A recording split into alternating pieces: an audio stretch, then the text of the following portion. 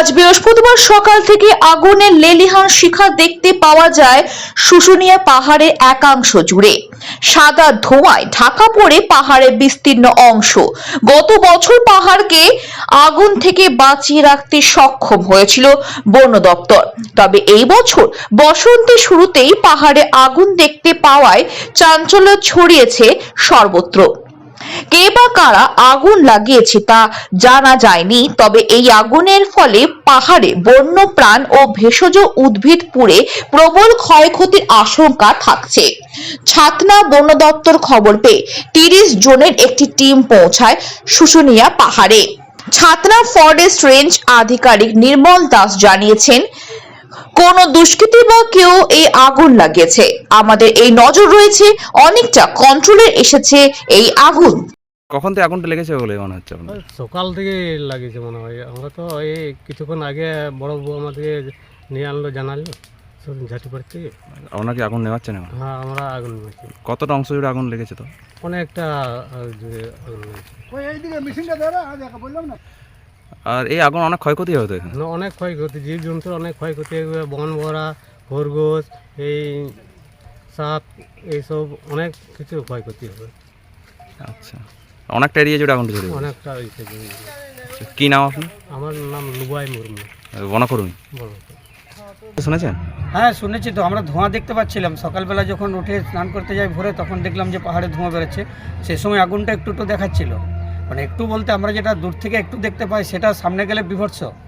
কি কেন আগুন লাগছে কিছু জানেন কিছু?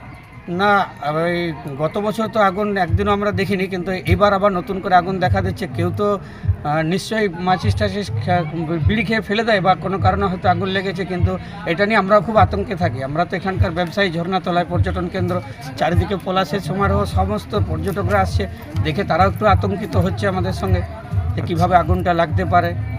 আচ্ছা, তো একটা ক্ষতির আশঙ্কা থাকছে বন্যপ্রাণ থেকে। আপনাদের বিশ্বাস করতে পারবেন না, এত গাছ নষ্ট হয়ে যায়। আর বন্যপ্রাণী যেসব পাখিগুলো উড়তে পারে না, বাসার মধ্যে যে বাচ্চাগুলো থাকে উড়তে পারে না, তারা তো আগুনের মধ্যে ছটফট করে মরতে থাকে। ওই দৃশ্যটা আপনারা দেখতে পারবেন না। ছোট বলতে সেগুলো আপনার এক একটা পাখি 3 কিলো 4 কিলো যেটা বাচ্চা, সেটাই এত বড়, সেগুলো উঠতে পারে না। আগুনের মধ্যে ছটফট করতে করতে আমরা মরতে দেখি, কিন্তু কি করব, কোনো আমাদের উপায় থাকে না। আমরা অনেকবার গেছি এখানকার যে ফরেস্ট বিটদের সঙ্গে নেমাতে, বন কমিটির সঙ্গে নেমাতে গেছি। আমাদের হাতে তো আর অস্ত্র থাকে না, আমরা লাঠি নিয়ে যাই আগুন নেমাতে, ওই যে পাতাগুলো সাইড করে, এরপর আর যেন না জ্বলে, কিন্তু তবু তো আগুন রোকা যায় না। কি নাম আপনার? জয়প্রকাশ মণ্ডল। আমি এখানকার স্থায়ী বাসিন্দা এবং আমার এখানে সারা বছরই দোকান থাকে। আমরাও আতঙ্কিত। এটা যদি না হয়, প্রশাসন এইদিকে যদি একটু নজর দেন, আমাদের খুব ভালো হয়। প্রচুর ক্ষয়ক্ষতি হয়, গাছপালা অনেক নষ্ট হয়ে যায়, পশু পাখির অনেক ক্ষতি হয়, জীবজন্তু সাপ টাপ সব এই পাহাড়ে আগুনে গরমের জন্য গ্রামের দিকে নেমে চলে আসে পাহাড়ের সাপ জীবজন্তুরা, সেটাও আমরা একটা আতঙ্কে থাকি। আগুনটা কখন লেগেছে? ওটা আমি 10টা-11টার দিকে খবর পেয়েছি। কতটা এরিয়া জুড়ে আগুনটা লেগেছে? এরিয়া তো লেগেছে আমার হেক্টর খানেকের মতো, 1 হেক্টর জায়গা জুড়ে। আচ্ছা, এখন পরিস্থিতি কীরকম? Under control. ওটা আমাদের স্টাফরা সঙ্গে সঙ্গে খবর পেয়ে আমরা ওটাকে সঙ্গে সঙ্গে এটা নিভিয়ে দিই। আচ্ছা, এই ধরনের আগুন কেন লাগছে কি মনে করছে? আমরা তো সচেতনমূলক এখানে সমস্ত প্রোগ্রামগুলো করছি, তবু আমরা চেষ্টা করছি কোন দুষ্কৃতী বা কারা এগুলো করছে, তো আমাদের লক্ষ্য নজর আছে, এগুলো ধরা পড়লে তার ব্যবস্থা আছে। এটা তো বন্যপ্রাণ এবং এখানকার যে সব গাছ রয়েছে, ভেষজ গাছ, সেগুলো তো বহু ক্ষতি হচ্ছে আর কি। ক্ষতি তো হচ্ছেই, আগুন লাগলে সবচেয়ে বড় ক্ষতি। আপনাদের মাধ্যমে বলবো যেন আগুনটি না লাগায়, সবচেয়ে বড় ক্ষতি হয় আগুনের মাধ্যমে। আমার কাছে রিকোয়েস্ট সবার কাছেই, যেন আগুন না লাগায়, জঙ্গলকে বাঁচান, পরিবেশ রক্ষা করুন।